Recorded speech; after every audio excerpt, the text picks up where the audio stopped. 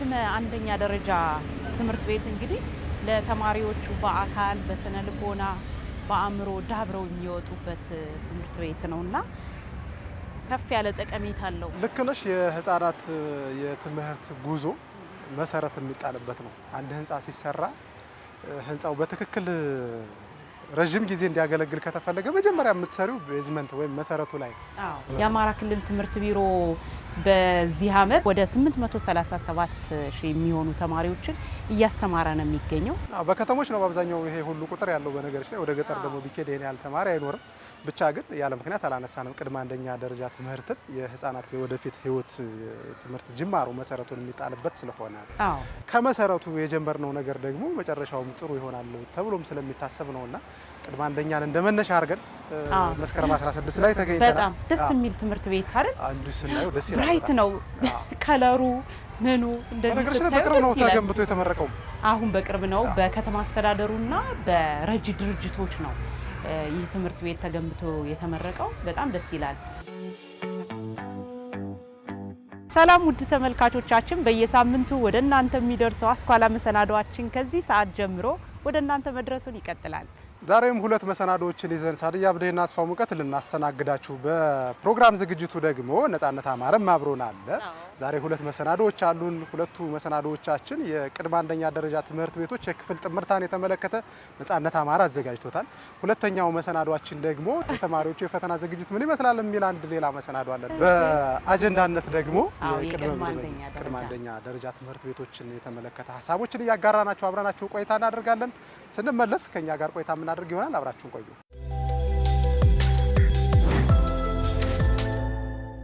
ቀጥለናል። ውድ ተመልካቾቻችን አብራችሁን ስለምትሆኑ ከልብ እናመሰግናለን። ዛሬ ደግሞ ከስቱዲዮ ወጣ ብለን በባህር ዳር ከተማ አስተዳደር ስር ከሚገኙ ትምህርት ቤቶች መካከል የመስከረም 16 ትምህርት ቤት አንዱ ነው። እዛ ላይ ተገኝተናል። እንግዲህ ተገኝተናል።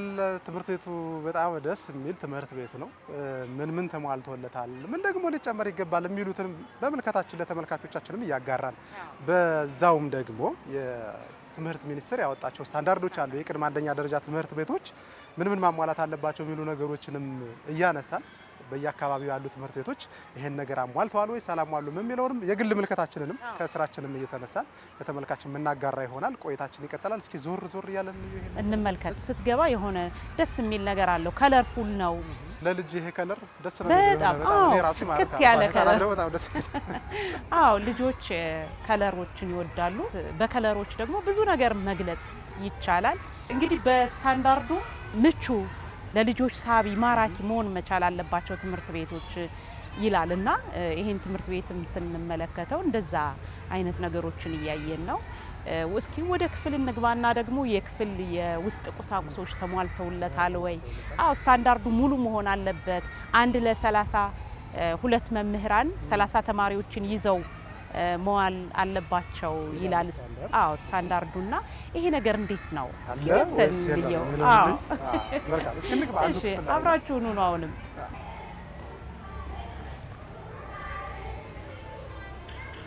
ውጭ ላይ ያለውን ሁኔታ በእርግጥ እያንዳንዱን በኋላ ላይ የምናየው ይሆናል። የመጫወቻ ቦታዎችን እንመለከታለን፣ የውሃ ቦታዎችን፣ ወለሉ ራሱ ለትምህርት ለልጆች ነገሮች አሉ። በተለይ ደግሞ አዲስ ነው ያደራጁት ያለ ትምህርት ቤት ነው። ደስ ይላል። ይሄ አረንጓዴ ሆኖ እነዚህ አትክልቶች ያምራሉ። ብዙ ነገሮችን እያየን ነው። ግን ደግሞ መጨመር አለበት የሚለውን ከስታንዳርድ አኳያ ደግሞ የምናያቸው ነገሮች ይኖራሉ። ኬጂ 1 2 3 ኬጂ 1 እሺ፣ እንዴት ናችሁ? ሰላም ናችሁ? መግባት ይቻላል? እሺ። እንዴት አደራችሁ ልጆች? እንኳን ደህና ቆያችሁ። ቁጭ በሉ። እሺ፣ እናመሰግናለን። ቁጭ በሉ። በጣም ነው ደስ የምትሉት። ትምህርት ጥሩ ነው። ስንተኛ ክፍል ናችሁ? ብላክቦርዱ በጣም ደስ ይላል። ብዙ ነገሩ ጥሩ ነው እንጂ በጣም ነው የሚያምረው። እንደዚህ ስታይ ጠረጴዛቸው፣ ይሄ የምሳቃ ማስቀመጫ። እሺ፣ የሁሉም ተማሪ እዛ ጋር መጫወቻ እየታየኝ ነው። ምንድነው የጎደለ ነገር ያለው? አሁን ጉድር የለው ቁጥርም አለው የልጆች መጫወቻም አለው ሁሉ ነገር አለው። 5 የስሜት ሕዋሳት የሚባል ራሱ እንዲያውቁ እዛ ጋር ነው በምልክት ማለት እስኪ እንያቸው። እነዚህ ቀለማት ናቸው።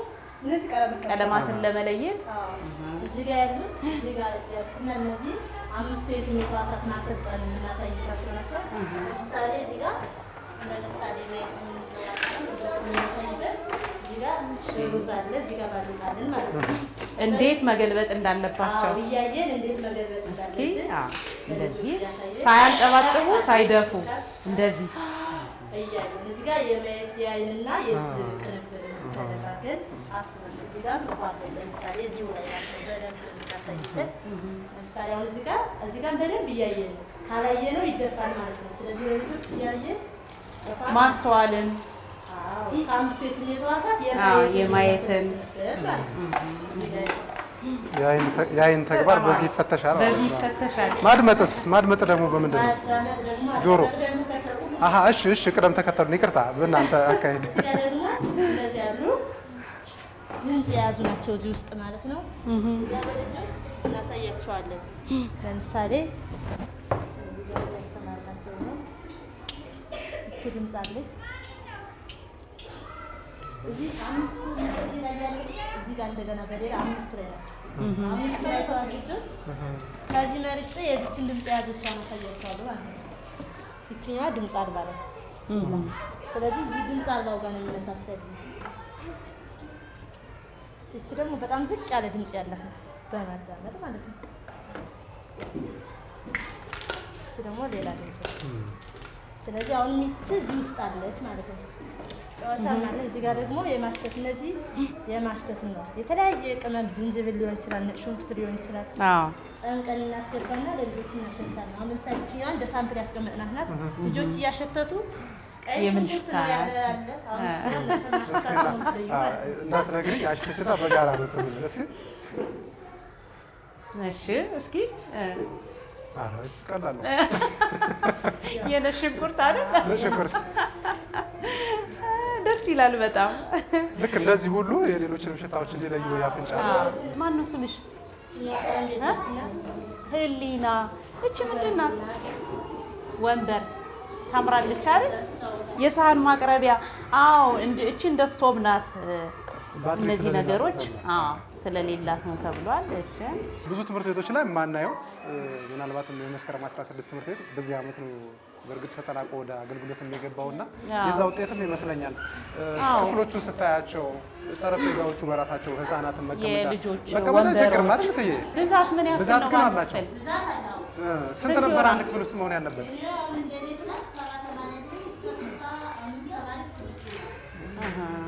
በጣም ብዙ ነው። ስንት ነው ግን መሆን ያለበት? ከ30 እስከ 40 ነው። ቢበዛ 40፣ ዝቅተኛው ደግሞ 30። አንድ ዋናና አንድ ረዳት ነው ያለው። እናንተ ጋር ቢያንስ 25 እና 30 ተማሪ ትርፍ አለ ማለት ነው። 70 ካለሽ 70 ትምህርት ሚኒስቴር ያወጣው የአንድ የኬጂ ክላስ ክፍል ውስጥ መሆን ያለበት ከ30 እስከ 40 በሚለው ነው። ይሄ ብዙ ነው። እንግዲህ ማህበረሰቡ ደግሞ ተጨማሪ ክላሶችን፣ ተጨማሪ ክፍሎችን፣ ተጨማሪ ቁሳቁስ መጫወቻ ወንበሮችን በማሟላት ለልጆቻቸው እፎይ ማለትን መሻት አለባቸው። ጥሩ ነገሮችን አይተናል እዚህ ክፍል ውስጥ። ውጭ ላይ ደግሞ መስተካከል ቢኖርባቸው እንላቸው ለተመልካች እናደርሳለን። የክፍል ቆይታችንን ማጠናቀቅ ያለብን ይመስለኛል እና ወደ እነሱም ወደ ስራቸው ይመለሱ። እሺ፣ እናመሰግናለን። መልካም ቀን ይሁንላችሁ። እናመሰግናለን። እሺ፣ ሰላም ቻው ልጆች። ይሄ አሁን ያየነው ክፍል በደንብ የተደራጀ ነገር አለ። በደንብ ወንበሮችን፣ ጠረጴዛዎችን ቆንጆ ነበሩ። አንድ ፕሮግራም ግን ረስተነዋል። አንድ መሰናዶ አለን። ነፃነት አማራ ነው ይህንን መሰናዶ ደግሞ ያዘጋጀው። የቅድመ አንደኛ ደረጃ ትምህርት ቤቶች የክፍል ጥምርታ። በነገሮች ላይ እዚህኛው ጋር የሚቀራረብ ነገር አለው። ምን አገኘ ምን አየ የሚለውን በፕሮግራማችን ነፃነት አማራ ያስቃኘናል። አብራችሁን ቆዩ። ስንመለስ ከኛ ጋር ቆይታ እናደርጋለን።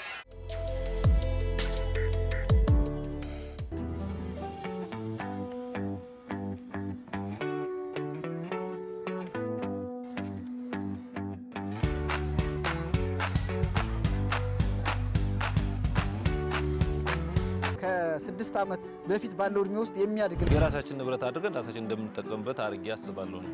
ህፃናታውን በዚህ ልክ ተፋፍገው በጣም ብዙ ጊዜ ጉንፋን ራሱ በየጊዜው ነው። በቃ አጉሮ መዋል ነው እንጂ ማስተማር አይደለም። ወላጅ ሆነም ቀር ለልጁ ነው የሚኖራ ያለውን ችግር ሲኖር ችግር ለመፍታት ባለው አቅም መጣር ያስፈልጋል። ትምህርት ቤቱም ይሄንን ለመቅረፍ የራሱን የሆነ ጥረት እያደረገ ነው።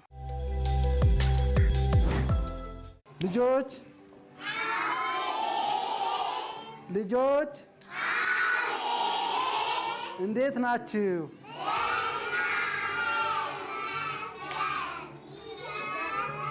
እናመሰግናለን።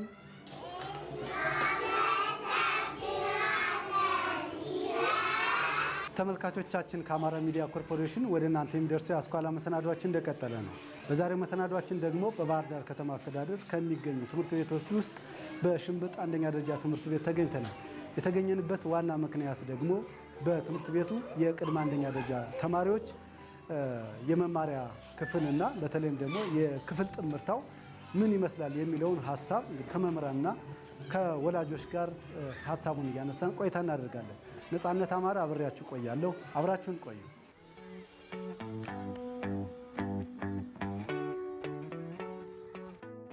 በቅድመ አንደኛ ደረጃ ትምህርት ቤቶች የክፍል ጥምርታ የተቀመጠላቸው ስታንዳርድ በአንድ ክፍል ውስጥ ከ35 እስከ 40 ተማሪዎች እንዲማሩ ነው።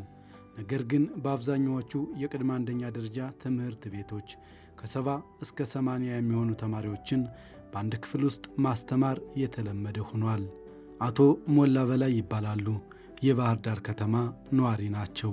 እኒህ ወላጅ በሽንብጥ አንደኛ ደረጃ ትምህርት ቤት 2 የአጸደ ሕፃናት ተማሪ ልጆች አሏቸው።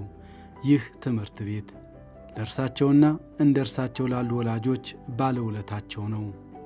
ማስተማሩ የጠቀሙ ዋናነት አንደኛ ወጪ አለባሌ ወጪ ከማውጣት የተሻለ ነው። ሁለተኛ በራሳችን በተገነባ በራሳችን ባወጣነው ወጪ ምን ያህል ትምህርት ቤቱ የራሳችን ብለን ለመንግስት ትምህርት ቤት ተቋማት ከፍተኛ ግምት ሰጠን ወደዚህ ትምህርት ቤት አስገብተን እንዲማሩ ማድረጋችን ለራሳችን ከፍተኛ ግምት መስጠታችንን ያመለክታል። አላስፈላጊ ወጪም ይቀንስልናል እና እኔ የግል መንግስት ትምህርት ቤቱን ዋናነት የጠቀመኝ አንደኛው አለባሌ ወጪ አድኖኛል። ሁለተኛ ደግሞ የማህበረሰባችን ትምህርት ቤት ስለሆነ የማህበረሰቡ ስለሆነ የግል ስለሆነ ትምህርት ቤቱ የግል ስላልሆነ የመንግስት ስለሆነ እሱን ራሳችን የራሳችን ንብረት አድርገን ራሳችን እንደምንጠቀምበት አድርጌ አስባለሁ። 5 ዓመት ጀምረው ትምህርት ቤት ውስጥ መጣው መማር ትምህርት ቤቱን ማወቅ አካባቢያቸውን መረዳት መገንዘብና ማወቅ የሚጠበቅባቸውን ዕውቀት የእድገት የባህሪ እድገት ማህበራዊና ስነ ልቦናዊ እና ሳይኮሞተር ኮግኒቲቭ እና ሶሾ ኢሞሽናል የሚባሉ ብቃቶች ሊፈጠሩ የሚችሉት በእንደዚህ አይነት ነገር ስለሆነ ይሄ እድሜ ደግሞ ከ6 ዓመት በፊት ባለው እድሜ ውስጥ የሚያድግ ነውና ይሄን ለማሳደግ ልጆች እዚህ መጥተው መማር መቻል አለባቸው። ይሄን ሲማሩ ለአንደኛ ክፍል ይሄን ዕውቀት ብቻ አይደለም ዘው የሚመጡት ለአንደኛ ክፍል ቅድመ ዝግጅት አድርገው ፊደል አውቀው ነው የሚመጡት። አንደኛ ክፍል ላይ ሲመጡና ለቀጣይ ህይወታቸው መሰረት የሚጥሉበት ስለሆነ ቅድመ አንደኛ ትኩረት የሚያስፈልገው ፕሮግራም ነው። አቶ ሞላ በላይ ትምህርት ቤቱ ለአካባቢው ማህበረሰብ ያለው ምቹነትና ተደራሽነት ጥሩ ቢሆንም የተማሪዎች የክፍል ጥምርታ በሚፈለገው ደረጃ ለመሆን ፈተና ሆኖባቸዋል። ትምህርት ቤቱ ላይ የክላስ መጨናነቆች አሉ። የተማሪ ክላስ ጥምርታው ከተማሪዎች ብዛትና ከክላሱ ብዛት አንፃር ሲታይ ክላሱ ጠቧቸዋል። አንድ ክላስ ለ80 እና 83 ተማሪ ነው ያለው። እሱ ነው በዋናነት ክላሱ በጠበበ ቁጥር ክራውድድ ሲሆን ተማሪዎች የተላላፊ በሽታ ይጋለጣሉ። ጉንፋን በቶሎ ይጠቃሉ። ሌሎችም እነዚህ በትንፋሽ የሚተላለፉ የተለያዩ በሽታዎች ለብዙ ጊዜ ለጤናቸው ላይ አስኪ የሆነ ነገር ያጋጥማል። እሱ ነው አሁን የክላሱ ጥበት ዋናው መሰረታዊ ችግሩ አንዱ እሱ ነው። ሁለተኛ ሳይለንት ሆነው እንዳይማሩም ያደርጋል። አንደኛ ከብዛታቸው ከመንጫጫት ከምን አንፃር፣ ሶስተኛ መምህሮች እያንዳንዱ ተማሪ ለመከታተል ያው ስለሚበዛባቸው ብዙ ጊዜ ጥሩ የሆነ ክትትል ላይካሰት ይችላል። እሱ ላይ ነው ችግሩ። ያው ወላጆች እኛ ስለምንከታተላቸው ነው እንጂ እና በዋናነት ግን ያው የጤና ጉዳይ ተላላፊ በሽታዎች ጉንፋን ምናምን ብዙ ጊዜ ይከሰትባቸዋል። እሱ ነው ዋናነት ችግሩ የክላስ መጥበቡ። ኬጂ ተማሪ ማለት ህፃናት ናቸው። በደንብ መቦረቅ ስፔስ ይፈልጋሉ ሲወጡ። አሁን ግፊያን አይታት ከሆነ ከዚህ ወደዛ ያለችው ፓርት ናት የነሱ። ሲቀጥል ብዙ ናቸው 700 ምናምን ናቸው። ስፔሷ በጣም አይመጣጠንም። ቁጥራቸውና ቦታው በጣም አይጥም ጭራሽ በቃ ተጣበው ነው ሲወጡ ሲገቡ ራሱና እንደዛ ስለሆነ ትንሽ ትኩረት መሰጠት አለበት። በጣም ትኩረት መሰጠት አለበት። ሲቀጥል መሰራትም ያለበት እነዚህ ላይ ስለሆነ በደንብ በጣም ጥበት አለ። በጣም እናንተ መቼ የምታዩት ነው ብዬ አስባለሁ። አሁን ብትሄድ በጣም ጭንቅ እንዲህ ስትገባ ራሱ በጣም ትደነግጣለች። ጭንቅንቅ ብለው ክላሱ ራሱ ህፃናቷን በዚህ ልክ ተፋፍገው በጣም ብዙ ጊዜ ጉንፋን ራሱ በየጊዜው ነው። በቃ ትንሽ ከበድ ይላል። ከዛ ውጭ የመማር ማስተማር ሂደት የተሻለ ነው ብዬ አስባለሁ። ከክፍሉ ጥበት አንጻር የተነሳ ማለት ነው። የተላላፊ በሽታ ራሱ በጣም እየተዛመተ ነው ያለው። ዛሬ ለምሳሌ አንዱ ልጅ ከታመመ ነገ ያኛው ልጅ ታመማል። የሚገርምህ ነገር ማለት ነው። እና በጣም ጉዳት አለው ብዬ ነው የማስበው። የተማሪ ክፍል ጥምርታውን ስናይ የተመጣጠነ አይደለም። እንዴት ስንል 703 ተማሪዎች አሉን። ይሄ በስታንዳርዱ መሰረት ሲሰራ ቢያንስ ቢበዛ 40 ተማሪዎችን እንኳ ከችግሩ አንጻር እናስተናግድ ብንል 703ን ስታካፍለው ወደ 17 ክላስ መኖር መቻል አለበት። ግን ያሉን 9 ክላሶች ናቸው። 9ን ስትወስደው ከ80 እስከ 83 ተማሪዎች በአንድ ክፍል ውስጥ ይውላሉ።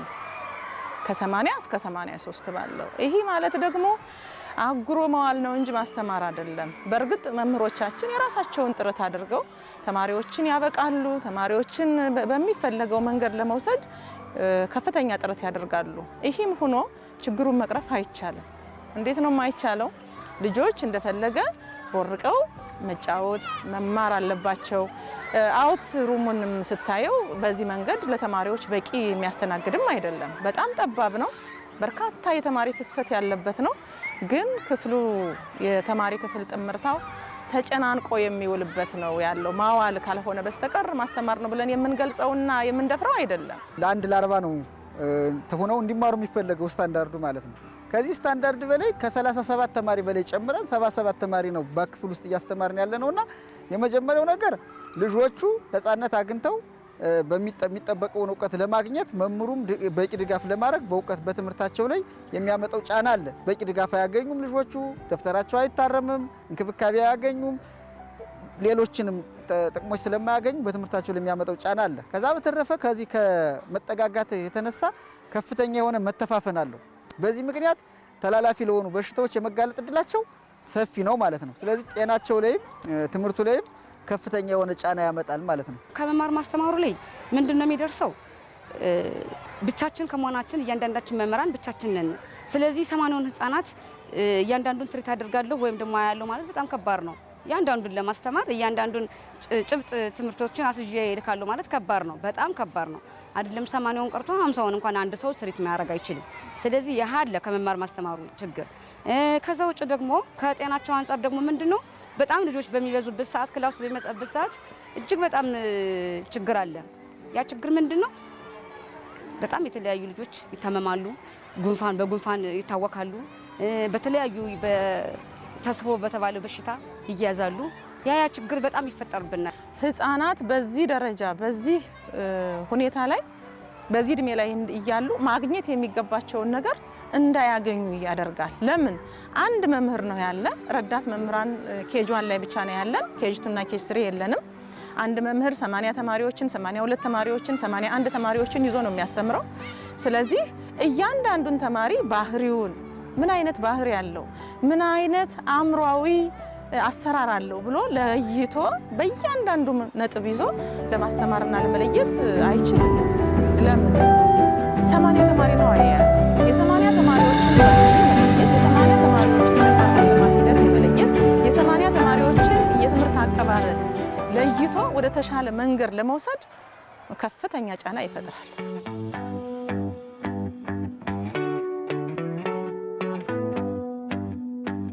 እኒህ ወላጅ ልጆቻቸውና ሌሎች ተማሪዎች ችግሩ ተቀርፎላቸው በተሻለ ክፍል ጥምርታ ለማስተማር እንደ ወላጅ ጊዜያዊ መፍትሄዎችን ቢወስዱም የክፍል ጥበቱ ዘላቂ መፍትሄ አግኝቶ ልጆቻቸው ተመችቷቸው የሚማሩበት ክፍል እንዲኖራቸው ማየትን ይናፍቃሉ። እንደ ወላጅ ያሰብነው ጊዜያዊ መፍትሄ ብለን ያሰብነው ቢያንስ እንኳ ክላሱን በየጊዜው ቶሎ እንዲጸዳ፣ ጽዳቱ እንዲጠበቅ መስራቱ በጀት የሚጠይቅ ጉዳይ ስለሆነ አትሊስት ክላሱ መጸዳት እንዳለበት ቶሎ በፍጥነት ህፃናት ስለመሆናቸው አንፃር በየሳምንቱ በየ3 ቀኑ ከሚሆን ይልቅ በየዕለቱ መጸዳት እንዳለበት ልጆች ጤናቸው እንዲጠበቅ ይሄን ነው እንደ መፍትሄው ብለን ለጊዜው ያስቀመጥ። ከዛ ውጭ ግን የሚያስፈልገውን ነገር ሁሉ ለማሟላት ዝግጁ ነን። እኛ ትምህርት ቤት ልጆቻችን ንጽህናቸው ሲጠበቅ አካባቢ ምቹ ሲሆን አእምሯቸው የተሻለ የትምህርት ቅበላ ይኖራቸዋል።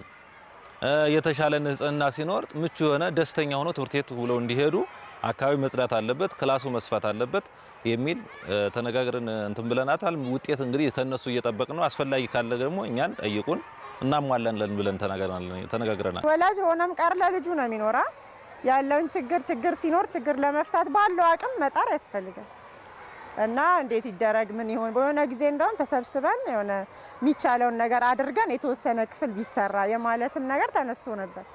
ከዛ በኋላ ብዙም መጨረሻ ላይ ያቺ ቢሮዋ የሷ ካየሃት ተሰርታ ያኔ በተደረገው እንቅስቃሴ ተሰርታ ዳር ላይ ነበረው ቢሮ ነበር፣ ዳር ላይ ነበረው ክላስ ቢሮ ነበርና እሱ ክላስ እንዲሆን የተወሰኑ ልጅ ተቀናንሰው እዛ ትንሽ መጨናነቁ ቢቀነስ በሚል ያቺ እንቅስቃሴ ተደርጋለች።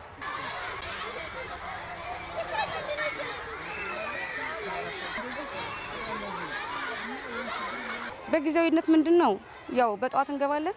ከዛ ልጆችን ምንድነው የምናደርጋቸው ማጫወት ያለብንን ሜዳ ላይ ይዘን ወጣን አጫውተን ስናበቃ ከዛ በኋላ ወደ ክላስ እናስገባለን። ከዛ የተወሰነ ፊደል እናስቆጥራለን። ከዛ ደግሞ የቤት ስራ እንሰጣለን። ያንን የምናደርገው ከዛ እየዞርን እያንዳንዳቸውን ይኸው እናያለን። ትሪት ማደረስ ባንችል እንኳን ለማየት እንሞክራለን። ግማሾችን ውጭ አወጣቸዋለሁ፣ ግማሾችን ውጭ አወጣና ቆይና ደግሞ እነዚህኞችን ከክፍል ቆይ ተዋቸዋለሁ። ከዛ እነዛን አወጣና ደግሞ እነዛን የተወሰነላቸውና አስገባና እነዚህኞችን አወጣቸዋለሁ። እንደዛ ነው አሁን የማያደርገው ነው ማለት ነው። እንደ ትምህርት ቤት በ2017 እንግዲህ አንድ ክፍል ቢሮ የነበረውን ክፍል ለመልቀቅ አንድ በቆርቆሮ ሰርተን ያንን ቢሮ አድርገን አንድ ክፍል ያው ለቀናል። ስለዚህ ከአለው በጣም ጫና የነበረበት ክፍል ውስጥ ቀናንሰን እዛ ላይ በማስገባት በተወሰነ መንገድ ለማቅለል ሞክረናል። ችግሩን አቃሏል ወይ ለማለት ግን አይቻልም።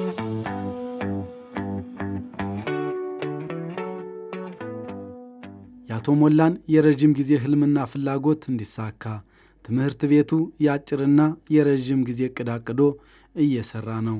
ችግሩን በዘላቂነት ለመፍታት ግን የሌሎችም ባለድርሻ አካላት ድጋፍ ያስፈልጋል። የሚያስፈልጉ ነገሮችን ለተማሪዎች ግብዓት የሚሆኑትን ነገሮች ተሟልቶ ምቹ የሆነ አካባቢ ተፈጥሮላቸው ምቹ የሆነ ትምህርት ቤት ተፈጥሮላቸው የተማሪ መምህር ጥምርታው የክላስ ተማሪ ጥምርታው ተስተካክሎ የተሻለ ሆኖ የተሻለ የትምህርት ቅበላ እንዲኖራቸው ቢደረግ ብዬ አስባለሁ። የትምህርት ቤትም አንድ ትምህርት ቤት ይሄ ብቻ ስላለ ይመስለኛል እንደው በጣም ፍሰቱ እዚህ ጋር ይበዛልና ምናልባት የመንግስት ትምህርት ቤት ወደዛ አካባቢ ቢቋቋም በዘላቂነት ይቀንሳል። እንግዲህ በዘላቂነት ምናልባት መምሪያ ካሁን በፊት ባለው መሰረት ይሄ የተጀመረ አንድ ህንጻ አለ።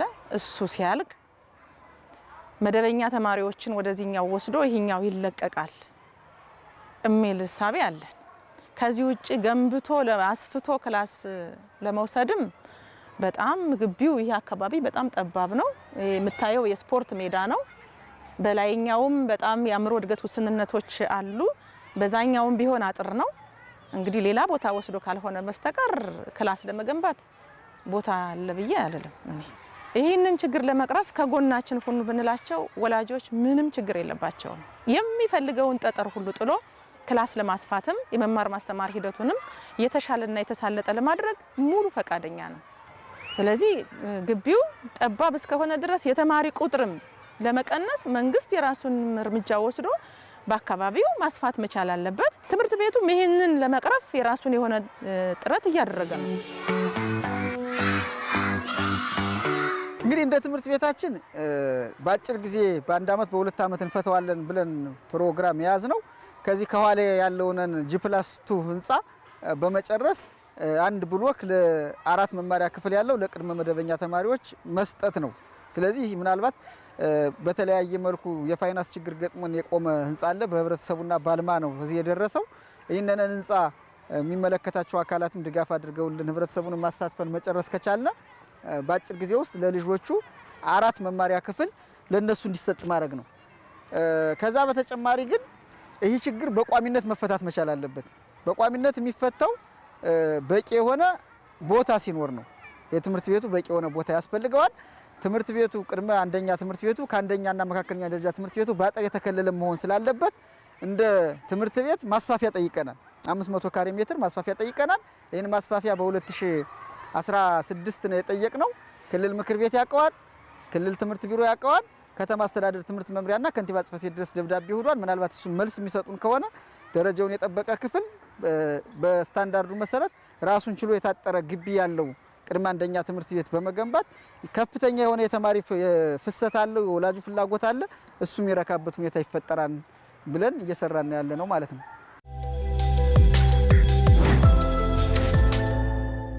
ተመልካቾቻችን በዛሬው የአስኳላ መሰናዷችን እንግዲህ በሽንብጥ አንደኛ ደረጃ ትምህርት ቤት ተገኝተን በተለይም የቅድመ አንደኛ ደረጃ ተማሪዎች የመማሪያ ክፍል ጥምርታ ወይም የክፍል ጥምርታ ምን ይመስላል የሚለውን ሀሳብ እንግዲህ ከወላጆች ከመምህራን ጋር እንግዲህ ምን ይመስላል የሚለውን ሀሳብ እያነሳን ነበር ቆይታ ያደረግነው። ሌሎች አስኳላ መሰናዶዎቻችን ወደ እናንተ መድረሳቸውን ይቀጥላሉ። አብራችሁን ቆዩ። አብራችሁን ስለምትሆኑ ከልብ እናመሰግናለን። እንግዲህ ቀደም ሲል ወደ እናንተ ያሻገርንላችሁ መሰናዶ የቅድመ አንደኛ ደረጃ ትምህርት ስታንዳርድ የክፍል ጥምርታው ምን ይመስላል የሚለውን ያየንበት ነበር። ከአንድ ክፍል 70-80 ህፃናት ታጭቀው የሚውሉበት ነው። እንግዲህ ህፃናት በእንደዚህ መልኩ ሲውሉ ደግሞ ለተለያዩ ነገሮች ይጋለጣሉ። የምንፈልገውንም ስኬት ለማምጣት እንቸገራለን። የነጻነትን ፕሮግራም የኛም አጀንዳ ዛሬ ተመጋጋቢዎች ናቸው። በነገራችን ላይ እንግዲህ መስከረም 16 ላይ ተገኝተን ውስጥ ላይ ያሉ ነገሮች ቁሳቁስ በማሟላት ደረጃ ደስ የሚሉ ነገሮች አሉት። ከተማሪ ቁጥር አንጻር ግን እስከ 40 ነው ከፍተኛው መሆን አለበት የሚለው ግን ይጨምራል። እስኪ ስታንዳርዶች ምን ይላሉ የሚለውና ወደ አጀንዳችንም እንመለስ። ትምህርት ሚኒስቴር ያወጣቸው ስታንዳርዶች አሉ። በግቢ ውስጥ እንግዲህ ብዙ መሟላት ያለባቸው ነገሮች አሉ። ለምሳሌ የመጫወቻ ቦታው ለተማሪዎቹ ምቹ መሆን አለበት። ይሄ ወለሉ በራሱ አሁን እነዚህ ወክወይ ናቸው፣ ጥሩ ናቸው። እንደው ከሌሎቹ ትምህርት ቤቶች አንጻር ስናየው ግን እዚህ ትምህርት ቤት ላይ ጥሩ ነገሮች አሉ። ውጭ ላይ ግን ከመጫወቻ አንጻር ለምሳሌ እንደው አንድ ስታንዳርድ ላንሳልሽ። ትምህርት ቤቶች ዙሪያቸው ከአዋኪ ነገር ነፃ መሆን መቻል አለበት ይላል። ይሄ ድምጽ ይሰማሻል? በጣም የመኪና ድምጽ 500 ሜትር መራቅ አለበት ይላል። ከመንገድ 500 ሜትር ርቆ ተማሪዎችን በማይረብሽ መልኩ ትምህርት ቤቱ መገንባት መቻል አለበት ይላል። ይሄኛው ትምህርት ቤት እንግዲህ 500 ሜትር ለቀጣይ መግባት አለበት የሚል ሀሳብ አለን። አሁን ተማሪዎቹ ወጣው እዚህ በሚጫወቱበትም ጊዜ ይሁን ወጣው ስፖርት ሲሰሩም ይሁን ልባቸው ያለው እዛኛው ነው ማለት ነው። አደጋም ቢመጣ ደግሞ ከባድ ነው። መጫወቻ ላይ ደርሰናል። ትምህርት ሚኒስቴር ስታንዳርድ ምንድነው የሚያነሳው? ህፃናት አካላቸውን እና አእምሯቸውን ሊያጎለብት የሚችል የመጫወቻ ቦታ ያስፈልጋል ይላል። ጅዋጅ ሌላ ጫውት እኔ እንዳትወድቂ አደራሽን። ደግሞ ፕሮግራሙን ሳንጨርሰው ይሄ ነው የሚያዘው። ይሄው ልጅነቴ ናፈቀኝ። በቃ ያስዋት ትክፋይ በቃኝ። ቆይ እንጂ በደንብ ተገቢ በቃ በጣም ደስ ይላል። አዎ መጫወቻዎቹ ልጆቹ እንዲህ ሲጫወቱ መንፈስም አካልም ያድሳልና ልጆቹ ሲጫወቱ ጨዋታ ይወዳሉ። ከስታንዳርዶቹ ውስጥ አንዱ ህፃናት ሲጫወቱ አካላቸውን የሚጎዳ ነገር እንዳይኖረው የሚል ነገር አለ።